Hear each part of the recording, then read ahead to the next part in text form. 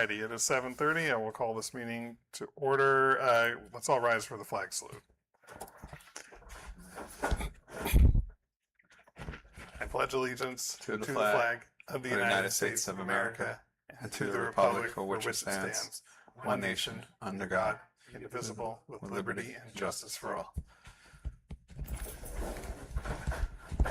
Mr. Frias, could you read the mission statement, please? Yes, sir. Just President Langley, roll call. Oh, we didn't do roll call yet? Okay, let's do roll call. Miss Brown. Miss Bryan. Here. Miss D'Alessandro. Mr. Frias. Present. Mr. Cohn. Present. Mr. Sim. Here. And President Langley. Here. We have a quorum. Thank you. All right, now mission statement, please. Yes. The River Edge School District is a partnership of students, parents, staff, and community members.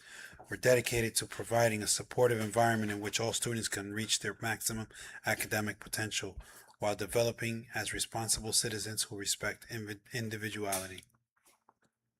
Thank you. Open public meetings notice.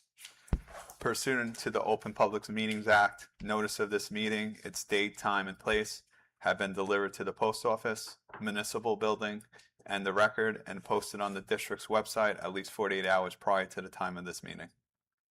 Thank you. Seeing as there are no public comments, we'll move on to superintendent's report. Good evening. We have a few presentations this evening, as well as a few things to report out. I think we'll just dive right into the presentations. The WIDA results require reporting it within 60 days of the delivery of any standardized test score. Tonight we have the World Class Instruction Design and Assessment, or WIDA. That corporation administers the Access for L's. Access stands for Assessing Comprehension and Communication in English State to State. Tonight, Christine Moran, the Director of Curriculum and Instruction, is here in her role as ESL Coordinator, and she will speak about WIDA. And now we have to also write off the presentation. Okay. Yeah.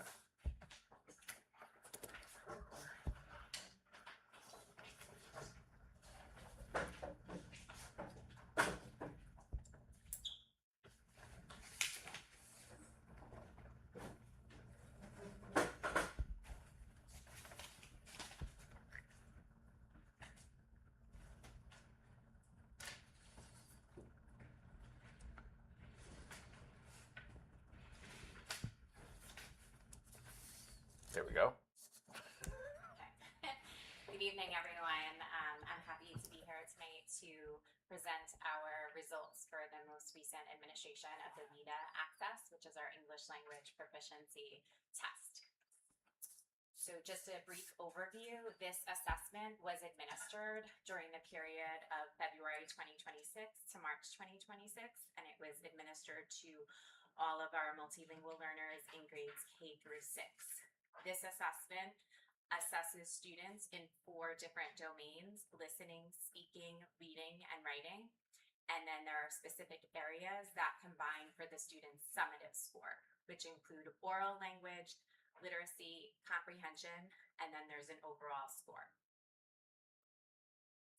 So what is the WIDA Access Assessment? It is an assessment that establishes when multilingual learners have attained English language proficiency. It also informs our district's decisions about program entry and exit, and it also informs classroom instruction and assessment. There are 6 different levels of proficiency on the WIDA Access that are there. And in order for students to exit the ESL program, they must score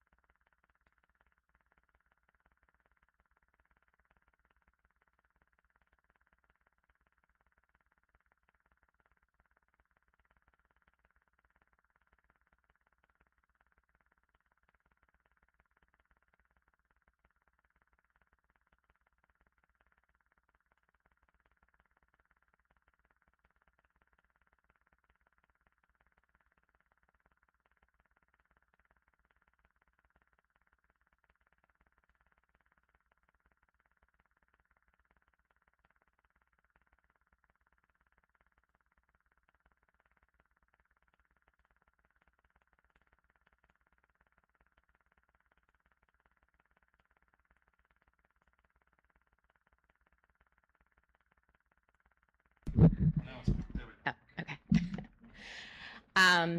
The NJDOE has still advised us that we can use these results to make decisions within our own district about entry and exit requirements.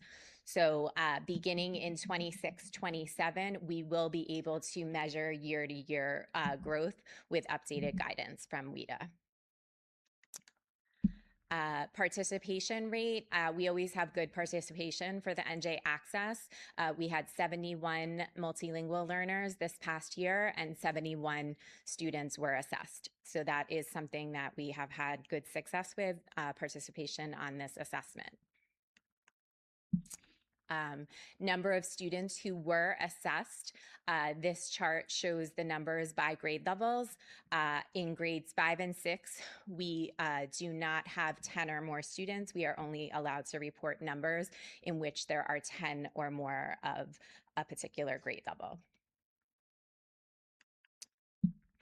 The average overall proficiency by grade level on this slide shows for each grade, kindergarten through 4th grade, that was the average proficiency rate. And for 5th and 6th grade, as I previously shared, we did not have 10 or more students, so that's why there's a gray box. And then these next few slides show the results by grade level according to the different subtests.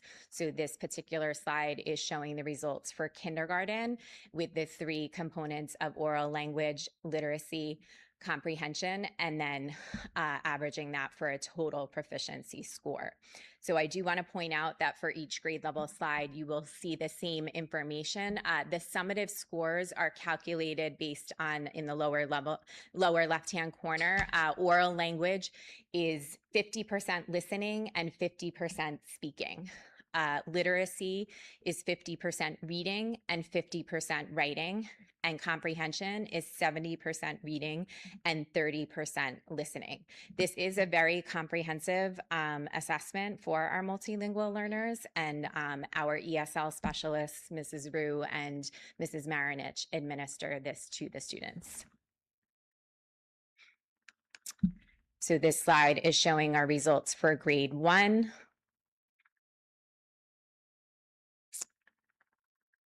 And the breakdown of proficiency scores on the right, that shows the breakdown by the 4 different domains that I mentioned earlier: reading, writing, listening, and speaking.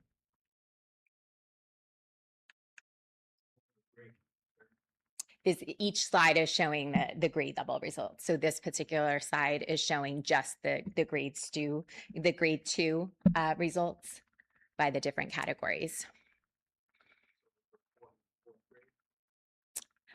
No, that's the average score. So remember on the introduction slide, it showed the different levels of proficiency from 1 to 6.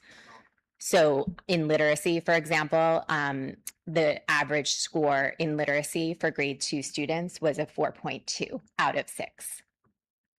So those numbers are out of 6. So comprehension in 2nd grade was actually very high, 5.3 out of 6. So, and then for grade 2 students, the total proficiency was 4.3. So all of those numbers in the right-hand column are out of 6. Okay, and then our grade 3 results, you can see there's an increase in comprehension. So we have shown strong growth in comprehension across all grade levels, actually. And then grade 4, it just consistently is going up as our grade levels increase. Comprehension there is 5.4, oral language 5.0. So we're very happy with those results. Now this slide does show the percentage of students who reached the minimum score to exit ESL. So I mentioned that earlier, the minimum score to exit was a 4.5 or higher. So in spring of 2026, this past school year, we had 71 multilingual learners who took the WIDA Access Assessment, and 36% of the 71 students have exited the ESL program. And I do show the results for the other, the previous 2 years, just to show that it's pretty consistent across the years. So some of our highlights and successes, we showed consistent growth in our English language proficiency. Again, oral language and comprehension were very strong and showed consistent growth. And on the next few slides, I'm going to talk specifically about professional learning for our staff and parent and family engagement and communication. Those were 2 areas that I feel as though we strengthened so much this past school year, and we accomplished a great deal, and want to celebrate all of that because it was something that was really a true success this past year, and I'm only looking forward to continue on that success as we go into the 26-27 school year. So with regards to professional learning, for the second year in the row, we had author and literacy consultant Alyssa Reicheter come to River Edge, and she spent a full day at each school. And we had half-day sessions in which there was 1 grade level representative from each grade who participated in professional learning, in which Alyssa focused on the WIDA guiding principles of language development. And then what the best part of this professional learning was, Alyssa brought the teachers into our own classrooms at both schools and conducted model lessons in which the teachers were observing and then also participating. So as you can see, during the actual lesson, Alyssa would pause at certain moments and speak specifically to the teachers. And then at other moments, she would be working with the students, and the teachers were observing it and seeing how best to support multilingual learners in the general education classroom. So the lessons that she conducted did take place during reading workshop. And this is the second year that we've done this, and we will continue again with another session. We're able to fund this professional learning through our Title III funds through our ESSA grant that we received. Next, I'd like to highlight every year at the start of the school year, we have an ESL parents and caregivers information session in which myself and our 2 ESL specialists, Mrs. Rue and Mrs. Marinish, present about our ESL programs and all of the support that we offer here at River Edge Schools. It is a successful night regarding attendance, as we do offer childcare. There's a picture of Riverdale future teachers. There they come and help provide childcare, so that seems to bring more of our multilingual parents to this event so that they can learn more. So we will continue that process this school year. We already have the date set for that. Family engagement. So every school district in New Jersey is required to have what is called an ESL parent advisory group.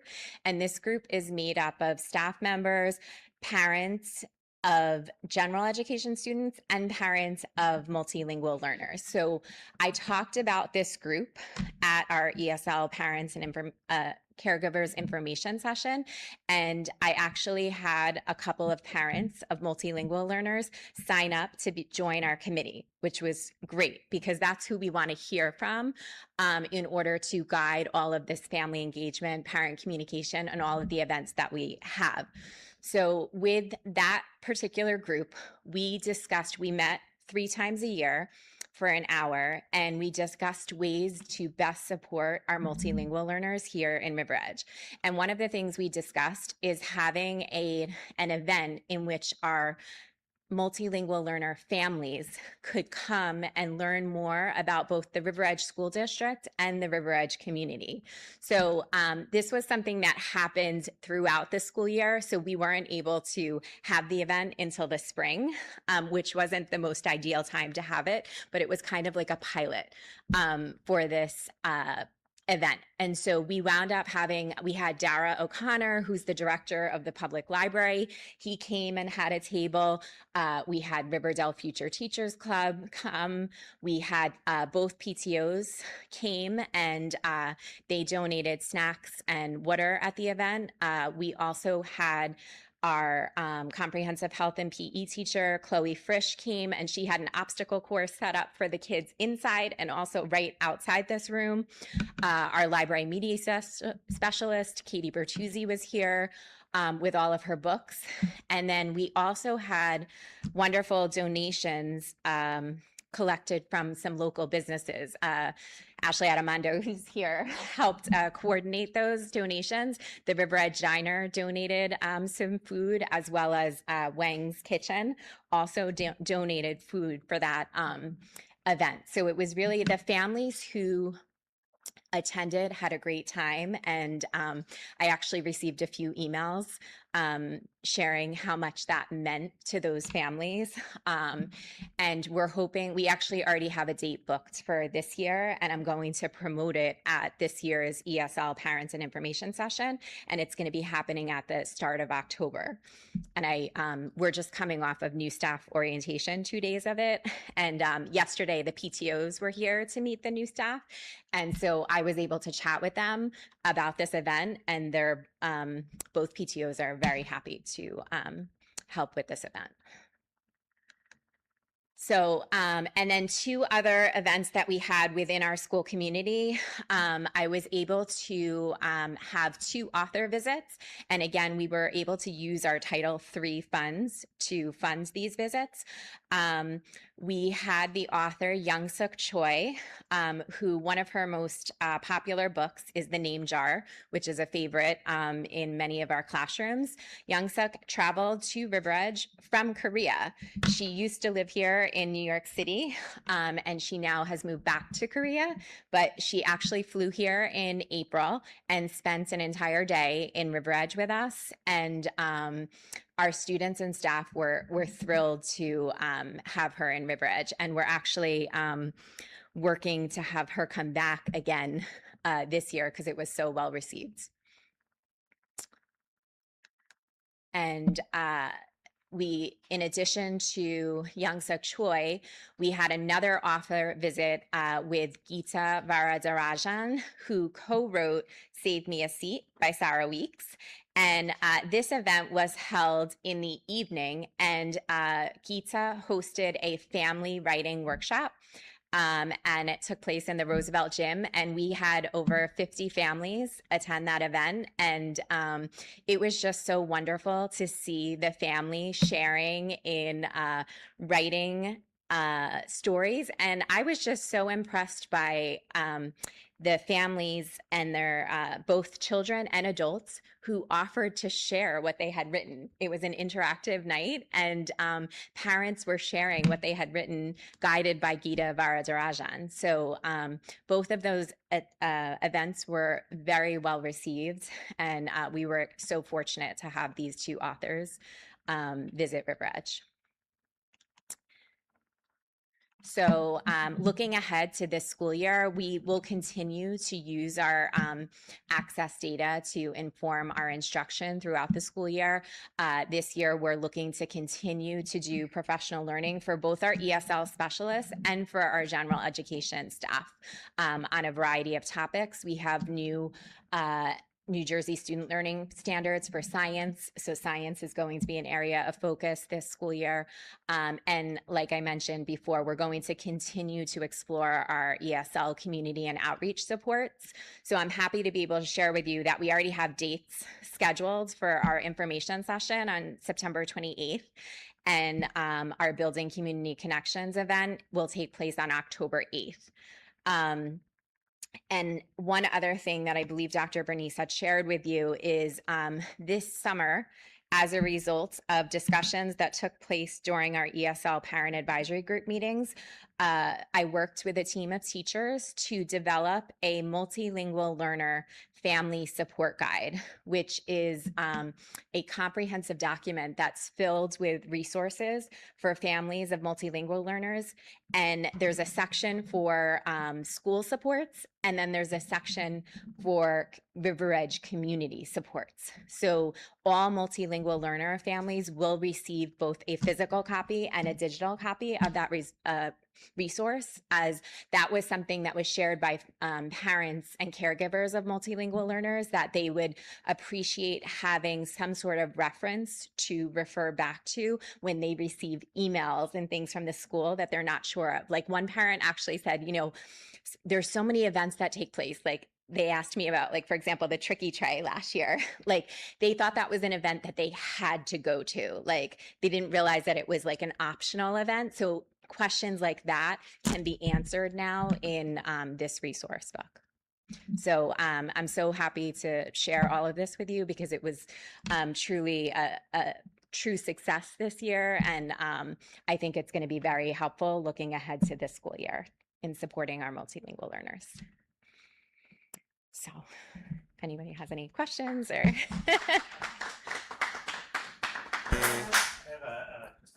First of all, just wanted to say the presentations look incredible. They look well thought out, well attended. So kudos to your team on that. The scores also go up each year, the passing percentage, which is a great thing to see. It means that clearly it's working. Also, so awesome. Kudos for that as well. And I have a question. Yeah. It seemed like there was about a 10% reduction in students in the program year by year Yes. over the last 3 or 4 years. Do we have any thoughts? You don't have to answer now, by the way. Is it just kind of just like a vocal question? Any thoughts why that's happening? And then the kind of like the secondary question is, would that have an impact on staffing and programs if we anticipate the trend to continue? Those are good questions, and something that I have actually been talking to our ESL specialists about. Just in this particular year, many of our multilingual learner families are not necessarily residing permanently in River Edge. They seem to be coming for 1 or 2 years, and then they're moving. Like this past year, we did have quite a few of our MLs in the program that we received notifications from their family that they would be leaving River Edge and going back to their homelands. So we've noticed that.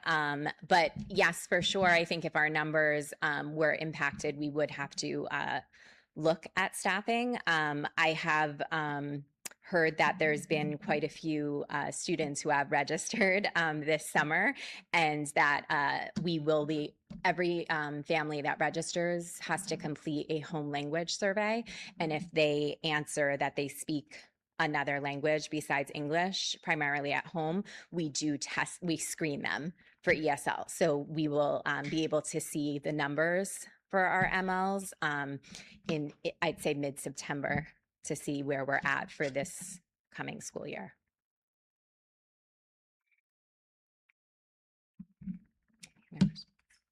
Questions? No? Okay. Thank you. Thank you. Thank Wonderful. you. Among the ML program is just one of the bright spots on the celestial sphere of River Edge schools. So thanks, Christine, for highlighting all of those things. And a lot of that work is new this year. Really enhancing that program over time is something that Christine and her team takes a lot of pride on. Moving on to other bright constellations here, we have the Summer Academy report, also an advancing program and in both scope and numeracy. So Ashley Armando is here tonight. And I brought tomorrow's And- dinner. Oh, yes.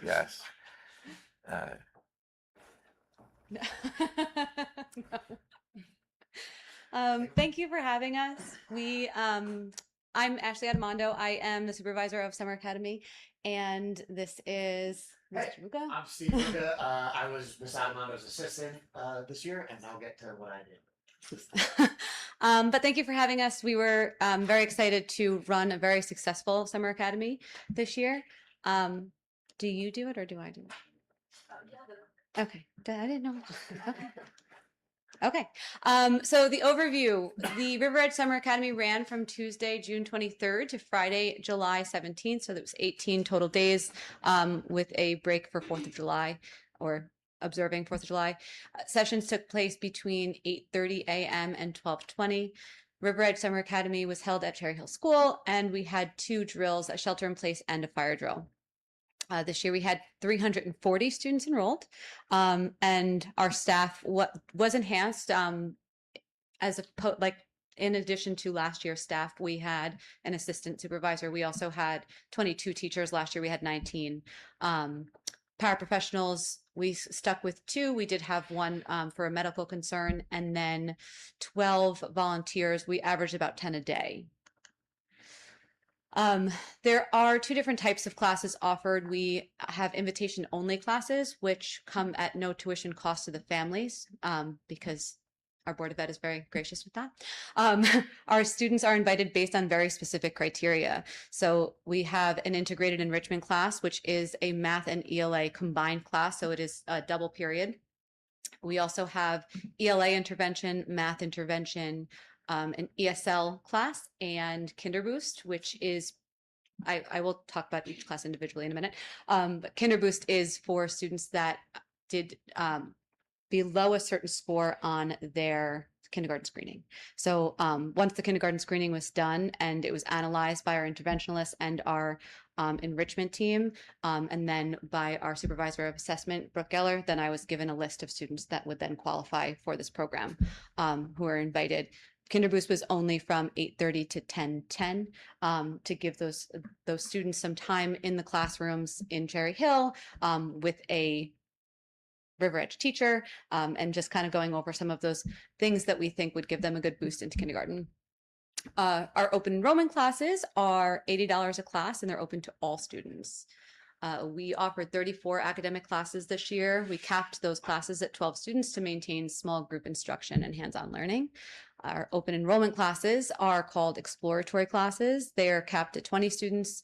These classes averaged about 15 students per class this year. There were different types of classes such as physical education, STEAM, social and emotional learning, art, dance, and more.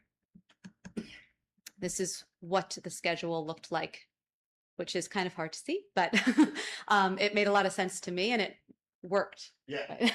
So that's what matters. Students received schedules that were color coded on the first day.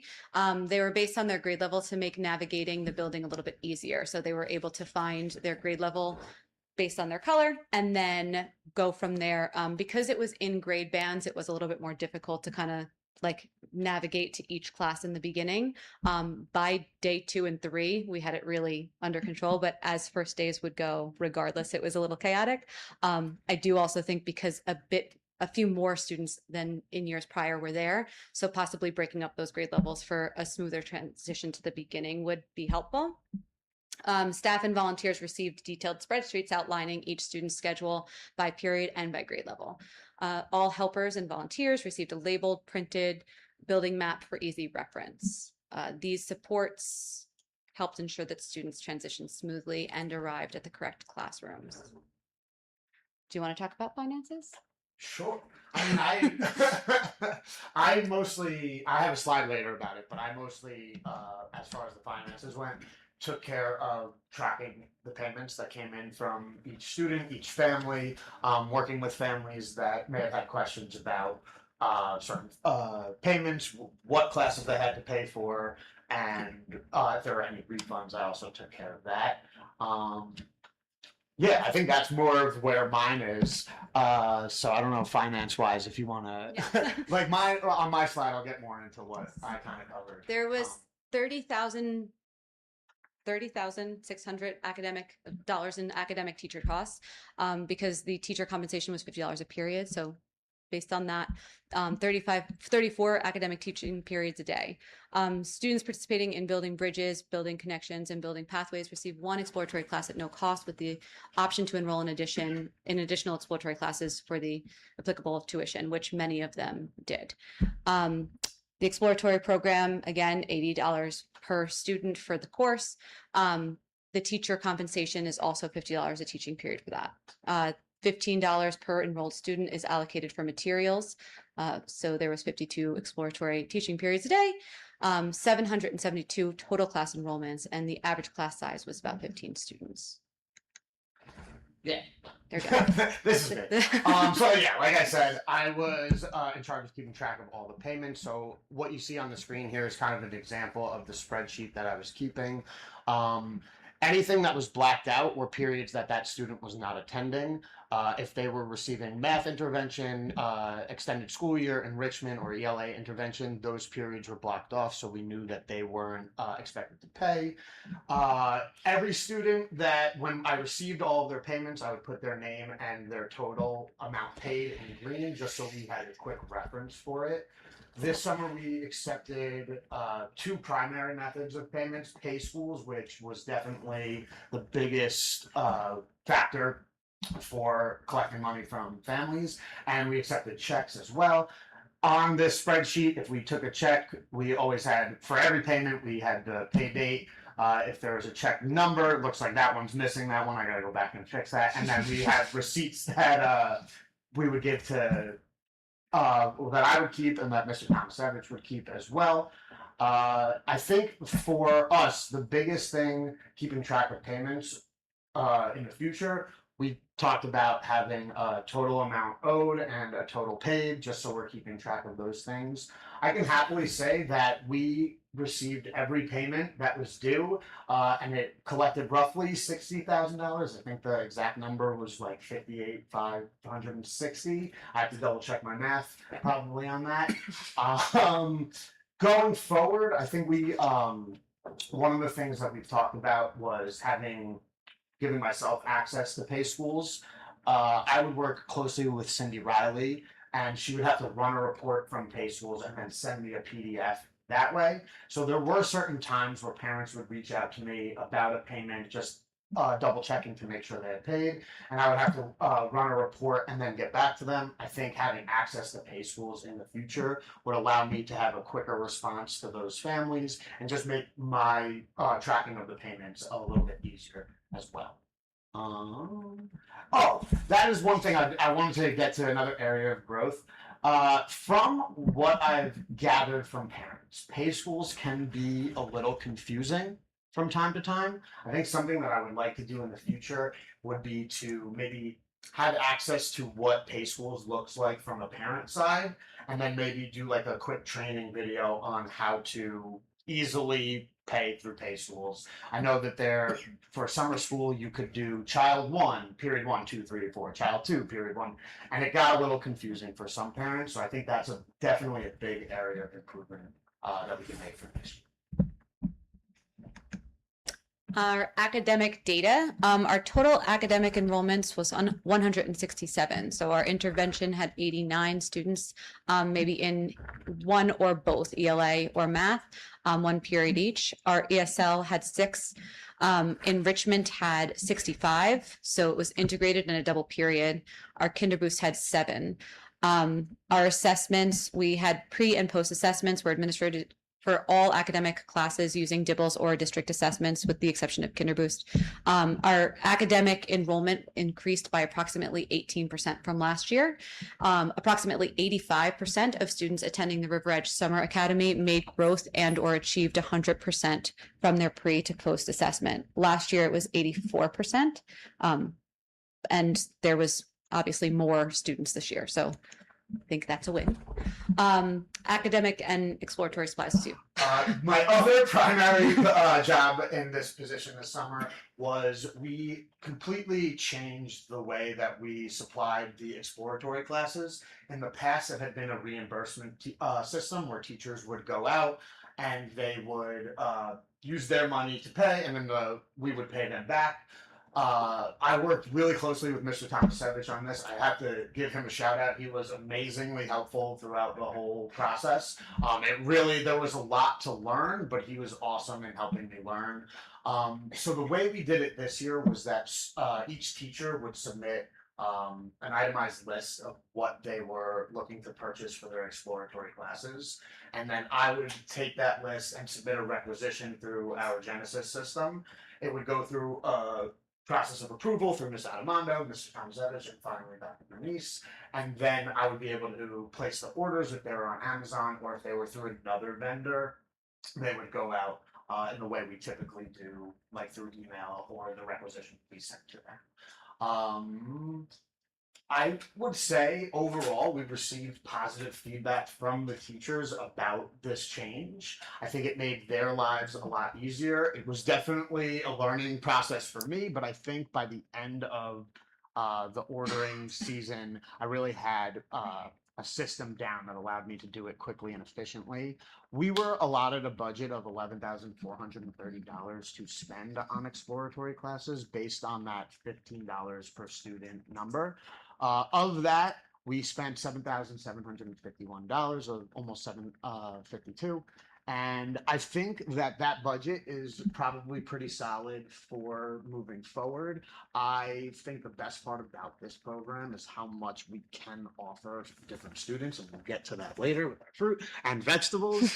But I really do think that for every teacher, they submitted necessary things for their classes, and as we'll show later through all the pictures, I really think it made a world of difference for the students. The other thing that is important about this switch is we were able to collect reusable items from teachers for next summer to put them in storage. In the past, that it was kind of up in the air on where those items would end up. And so now we have like hundreds of Legos, extra beads for bracelets, basketballs, wiffle ball bats, clue games for our escape room classes and things like that that can then be reused and save us money in that budget moving forward. I have a couple of ideas for improving this as well. I think one of the things that Mr. Tomasevich and I have talked about was most of the orders were placed prior to Summer Academy starting. Any orders that were placed after took a little bit longer than maybe we would have liked. So we had discussed possibly doing an Amazon Business Prime. We'll see about that later.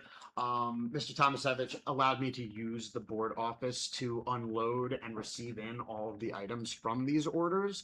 I think moving forward, we might need to have like a designated location for that. That's not the board office. It was a lot of things and it was pretty packed in there. So I think having more space would make my job a little bit easier and allow us to just make sure we're receiving every single item in. And yeah, I think that it would also help me deliver each item. Every item that was ordered prior to Summer Academy starting was placed on the teacher's desk for that Tuesday morning that we started. Yeah. Here are some pictures. Pictures and props. We also, so part of the beginning of Summer Academy, before we actually, like back in November and December and January, when I first started dreaming up the new things that I wanted to add to it, I tried to analyze all of the classes that we had and that were like very, very popular classes, those classes that were filling really quickly, those classes that I like heard my students talking about and were really excited about. So looking at those classes, seeing what would work, seeing what we needed, what we were still lacking, and creating that list. So then once we got some new teachers, or even just like the teachers that we had saying like, this was a great class last year and I think that you should definitely run it again, or this class was like, we just were able to run that class. So maybe think about things like this. So we had some new teachers come on board this year, which was wonderful. One of the ideas that we had was garden scientists and artists, and our scientists and artists were outside and planting all of these things.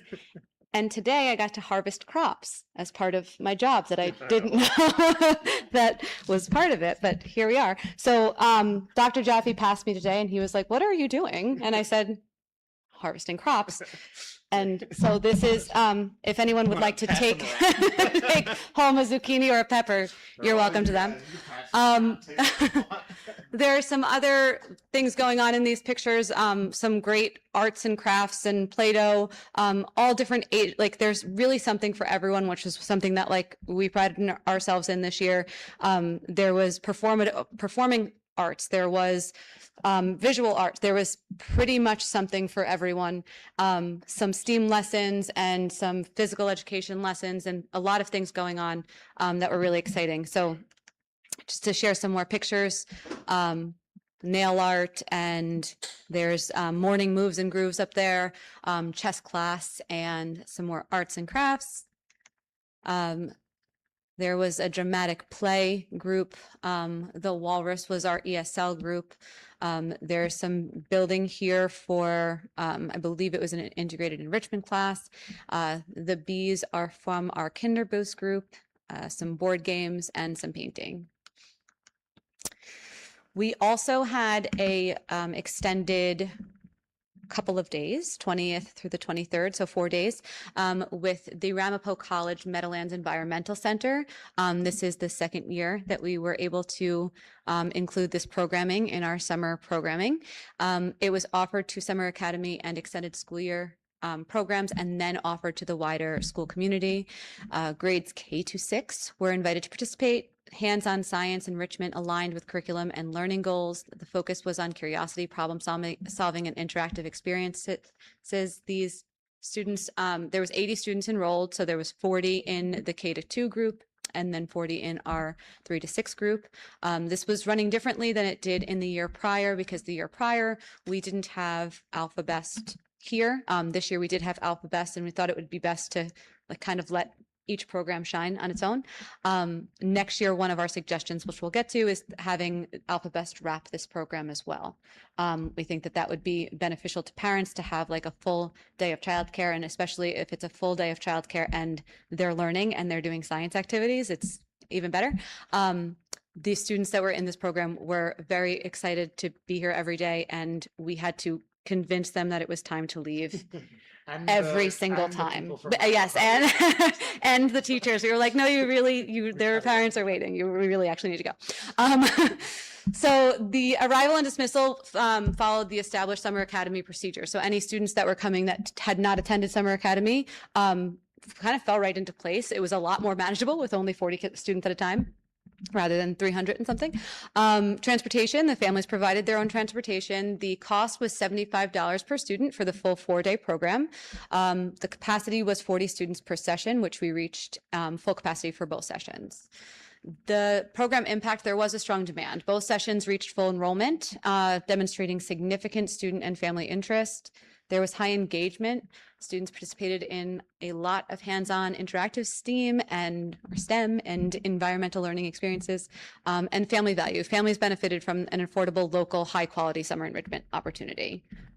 They seemed very happy with programming. This is some of the pictures from those classes. Lots of hands-on stuff. There was lots of water. I think there was crabs in there one day.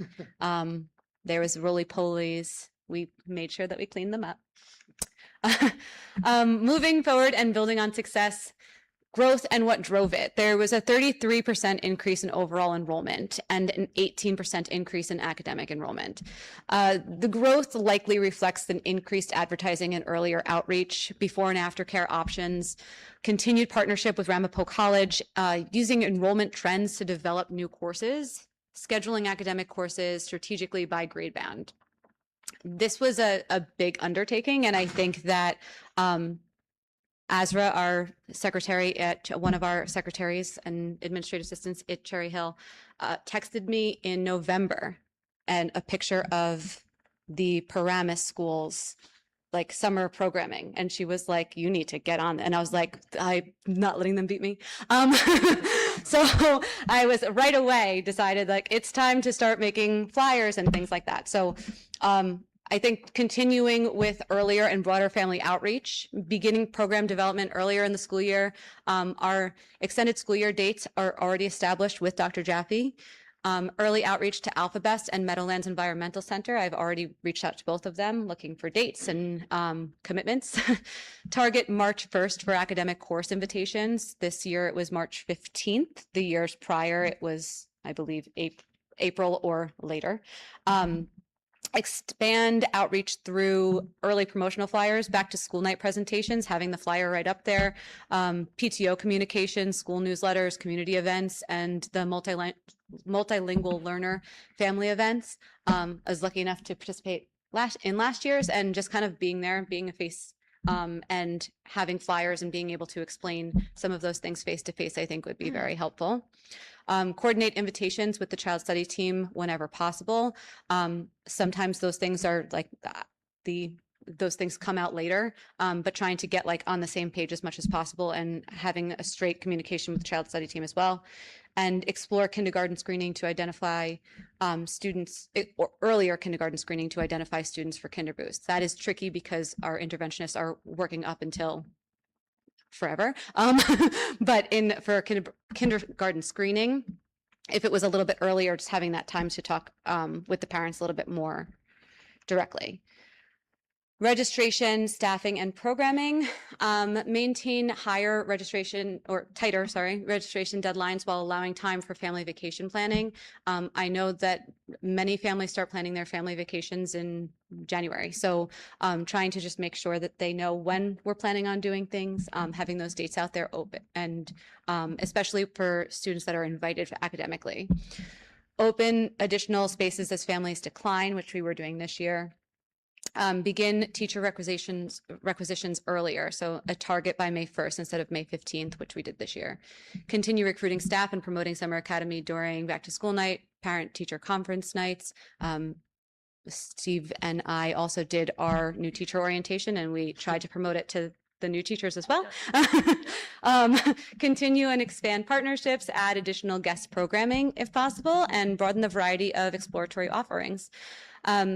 We are going to develop a Genesis problem analysis to address the crossover issues with state reporting. We want to participate in training for early roster changes and scheduling, gaining direct access to pay schools to streamline payment, tracking, and management, and take responsibility for ESY rostering as well to create greater consistency in Genesis and across programs, especially with the nurse visits and consistent attendance.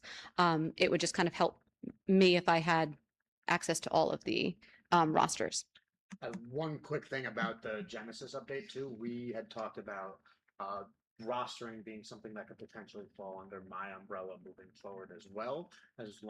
We have to decide that, but that would be something that could definitely fit with the responsibilities that I have. This is a prototype for a 2027 program flyer.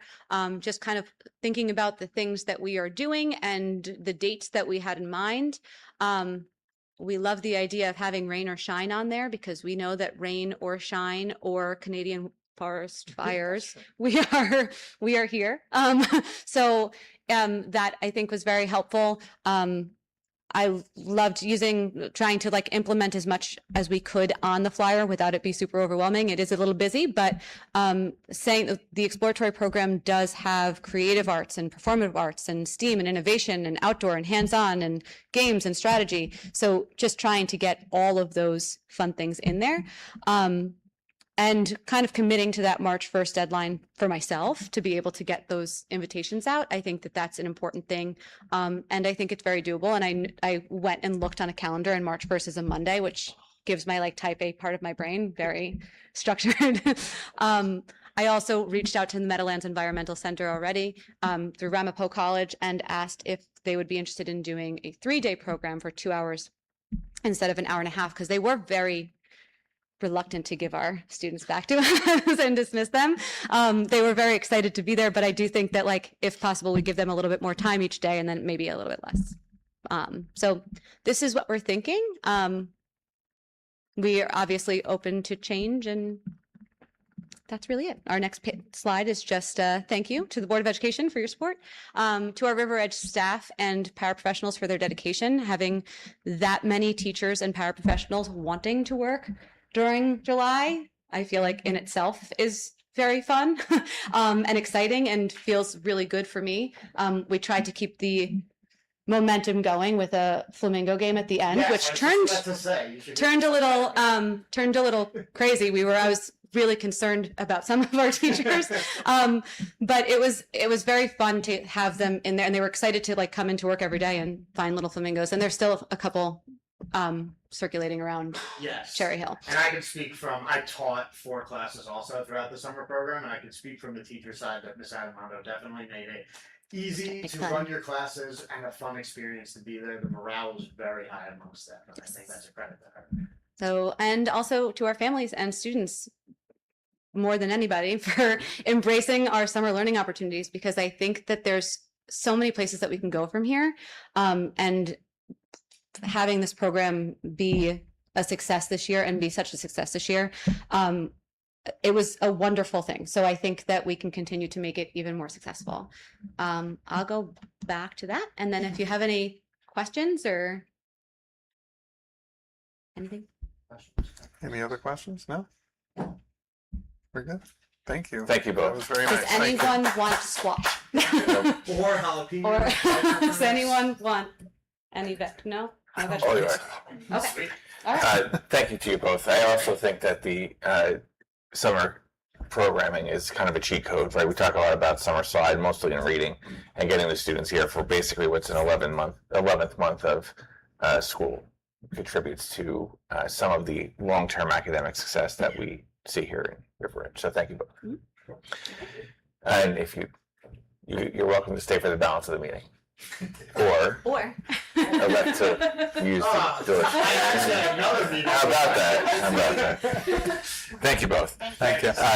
Continue with the report, construction updates. Mr. Tomasevic will cover those. We can take a field trip after the meeting to the Cherry Hill. Yeah, we could turn. We could take a field trip to the Cherry Hill Gym after the meeting if you'd like to see the floor. Thank you again. Comments on agenda items. In administration, in section E, you have policy, first reads for the policy shop. It was pretty substantial. That's typical for the summer. And a second read and adoption of the Internet-enabled device mandated policy, which we had a first read on last time. So that will, we did that on time. It had to be done by September 1st. In curriculum and education, we approved the entire curriculum annually. This year, there were some changes, mostly significant in response to the science standards changes. The curriculum is available to anyone on the district website. Thank you to all those teachers that participated in summer curriculum writing, led by Christine Moran, who just left. There are also field trip resolutions listed for approval tonight. The summer faculty and administration worked, this summer the faculty and administration worked on having all these field trips planned and for approval right now. This is a new effort to get these trips planned early, and I applaud the results that's attached to the agenda. In personnel, there's various appointments and assignment changes and resignations, pretty standard personnel things. Over the past 2 days, we welcomed a new faculty, speaking of personnel, so that was quite exciting. And they're geared up and ready to go, as it seems. I want to share some great news regarding our tech team. First, congratulations to our tech coordinator, Jessica Doyle, and her family on welcoming their third child this week. Anthony is adorable. Next is Aisha and Ashvi Shah's training accomplishments. Ashvi is here tonight covering the meeting. Thank you. Both Aisha and Ashvi recently took a security certification exam through TOIT Security, a course the district was subscribed to. They both now hold certification that validates foundational cybersecurity skills covering areas such as network security, threats, risk management, and cryptography, because cryptography is what we'll do here. Their certification means our students benefit from stronger and more secure technology systems every day, and it's a real testament to the expertise they all bring to River Edge, so thank you.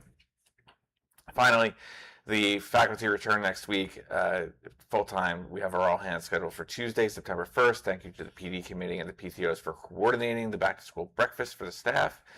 Most of the faculty elected to come back one day here now in August. They have another couple of days to do that as their 184th day.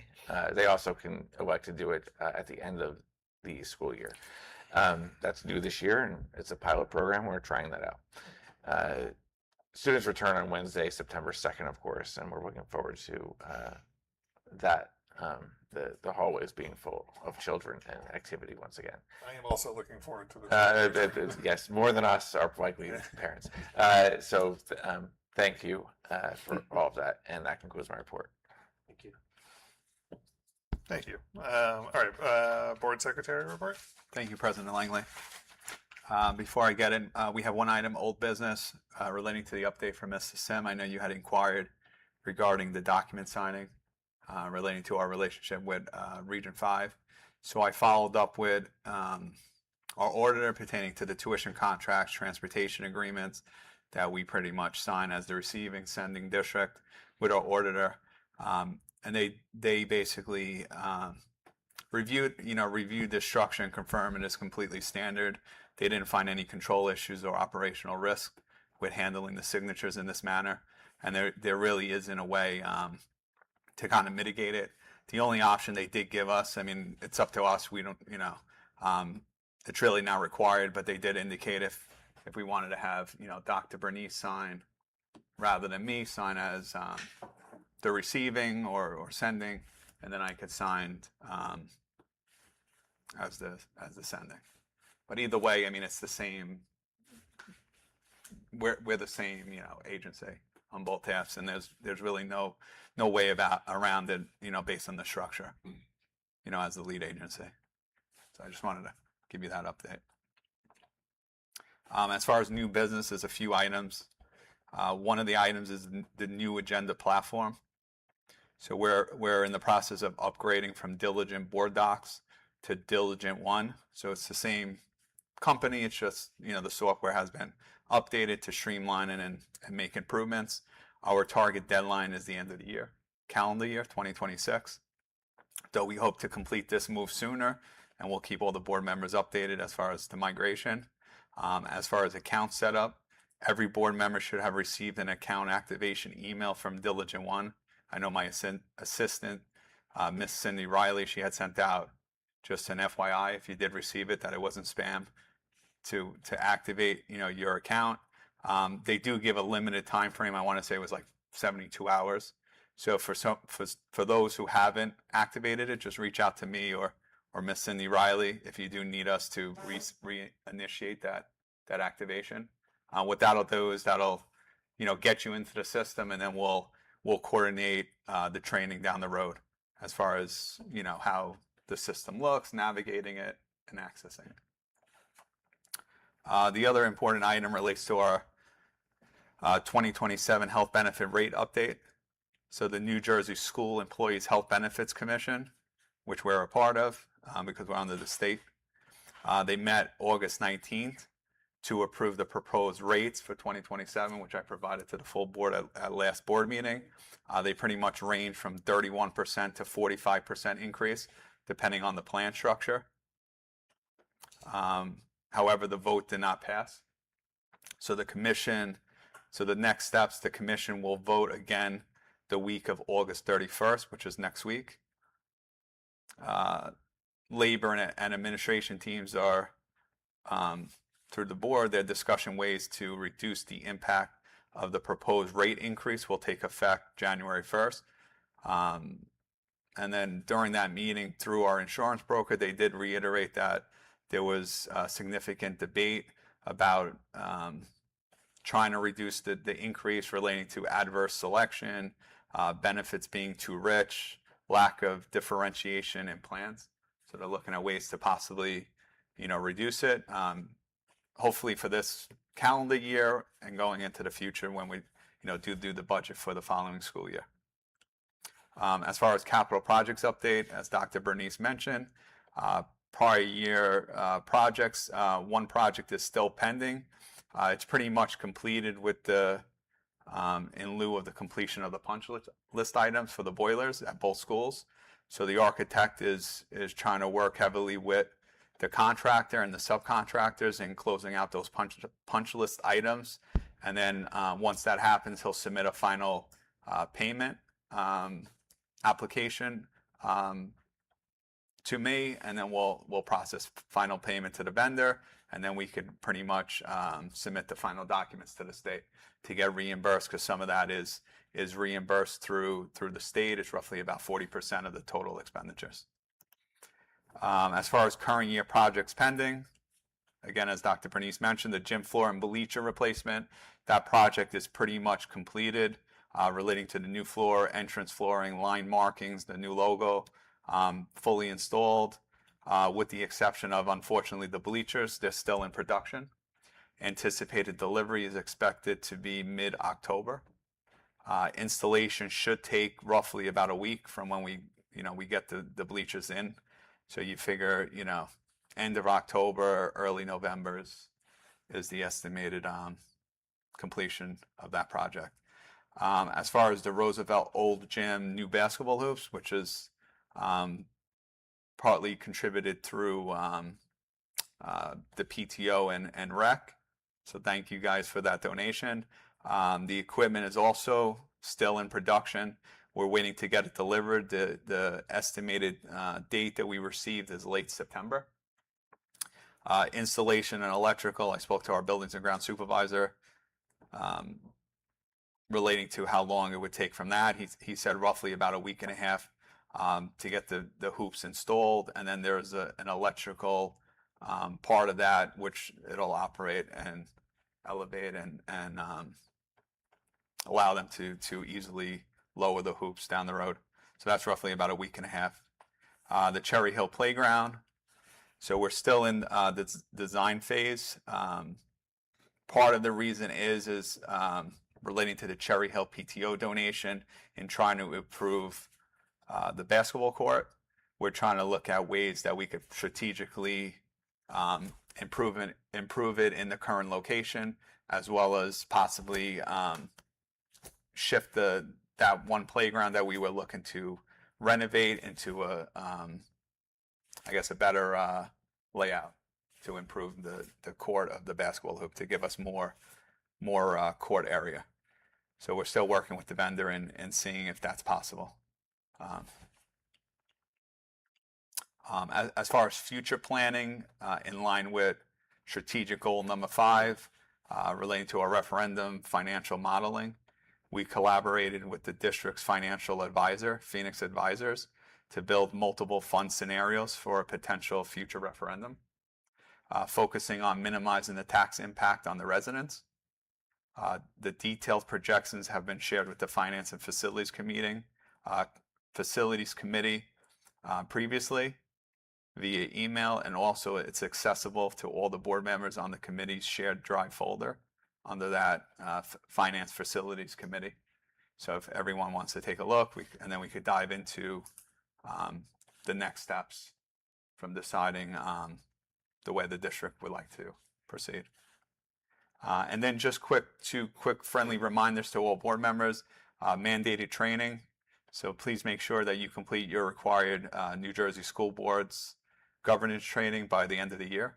So if you haven't, just if you can complete it. If you're not sure if there was something that you needed to complete, reach out to me or my assistant, and we'll confirm if you A, completed it, and B, what you needed to complete. Also, the New Jersey School Boards Association, the 2026 conference, which is October 19th to the 22nd. Just let us know if you can attend and which dates you need accommodations so we can finalize the lodging with the hotel.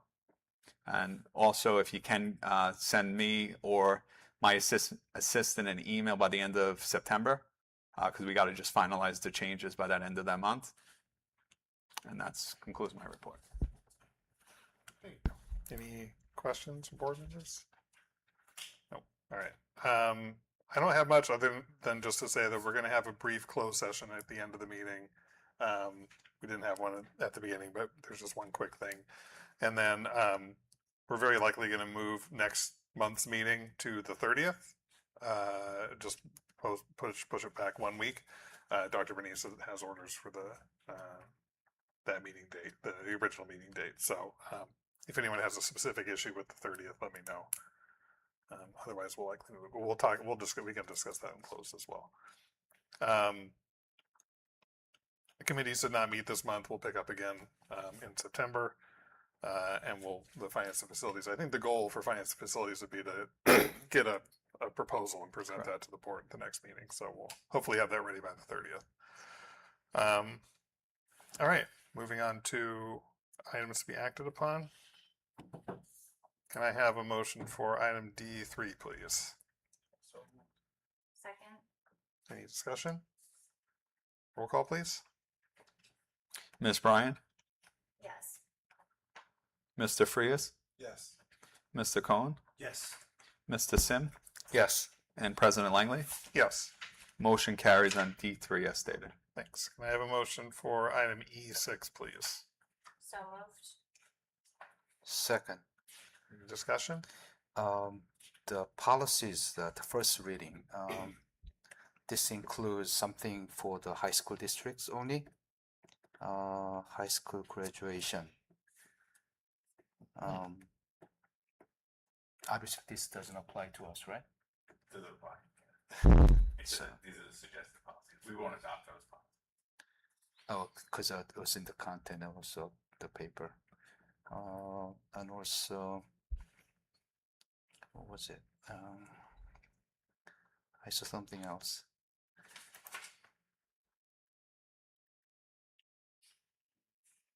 That's about it. So if that's removed, then I'm okay with that. So when they come back for the second reading, those will be off. Okay. All right. Got it. Okay. All right. Roll call, please. Ms. Bryan, Yes. Mr. Frias, Yes. Mr. Cohen, Yes. Mr. Sim, Yes. and President Langley. Yes.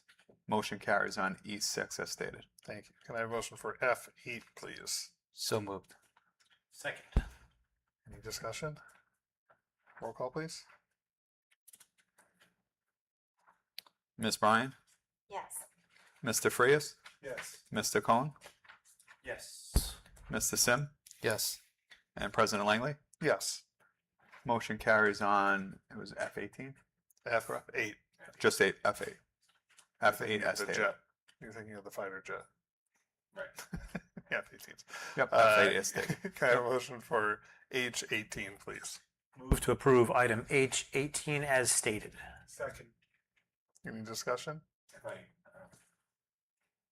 If I could, there's a resolution on here for Cherry Hill PTO donation. I just want to especially Yeah. thank the PTO for we did some rearranging of the layout in the Cherry Hill Library.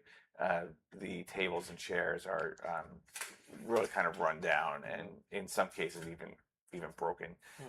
So Mrs. Heitman made one phone call to the Cherry Hill PTO and they were happy to donate the furniture. So we're getting new fancy furniture. It's really going to enhance the aesthetic in the library. So I'm very excited about that. So thanks. Awesome. Roll call, please. Ms. Bryan, Yes. Mr. Frias, Yes. Mr. Cohen, Yes. Mr. Sim, Yes. President Langley. Yes. Motion carries on H18 as stated. Thanks. Can I have a motion for I10, please? So moved. Second. Any discussion? Roll call, please. Ms. Bryan, Yes. Mr. Frias, Yes. Mr. Cohen, Yes. Mr. Sim, Yes. and President Langley. Yes. Motion carries on I10 as stated. Thank you. Can I have a motion for J6, please? So moved. Second. Any discussion? Just a quick question. The out-of-district contracts, are these new? Are these above what we typically, or are these? We approve all new, each individual contract. Right. Got it. Okay. Yes, so But there's this is sort of. student numbers on here. So. Okay. Okay. Okay. Roll call, please. Ms. Bryan, Yes. Mr. Frias, Yes. Mr. Cohen, Yes. Mr. Sim, Yes. and President Langley. Yes. Motion carries on J6. Thank you. Can I have a motion for K10, please? So moved. Second. Any discussion? Just a question. This approval of addendum contract, that's reducing the cost of transportation. How this happen? So original contract was say like one particular company 528.05 and the decrease was $200.30 ended up per diem 327.75. If I had to, I want to say it was based on additional students added to the route. So as more students are added to the route, I'm assuming that the contract cost will change, potentially decreasing the cost per vehicle, but I'll circle back with. Yeah, one Region went 5 up. and up. One went up. Most of them went down. So if there's students coming on and off, so there might have been changes based on routes and number of students, but I'll confirm. Okay. And I'll circle back just to make sure that that's accurate. Okay. Thank you. Roll call, please. Ms. Bryan, Yes. Mr. Frias, Yes. Mr. Cohen, Yes. Mr. Sim, Yes. and President Langley. Yes, Motion carries on K10 as stated. thank you. Does anybody have any new or old business? I forgot to ask you one thing. The disposing of technology devices, Chromebook, iBook, that how we do it? There's really, if the items are serviceable, we put them on Gov Deals, and we try to sell them at whatever rate we can get. Usually it's tremendously reduced. We're just trying to get a couple bucks. Once it's posted there, we're allowed to dispose of them, and then we would recycle them appropriately. We're not throwing those things in a dumpster. There's a company that comes out and collects that stuff for us. But we try to get a couple bucks first, if possible. Thanks. Okay. Alrighty, seeing as how there's no public comments, we're gonna move into close and then we'll adjourn from there. So we'll be back most likely on September 30th for the next meeting. Can I have a motion to move into close, please? So moved. Second. All in favor? Aye. All right, thank you.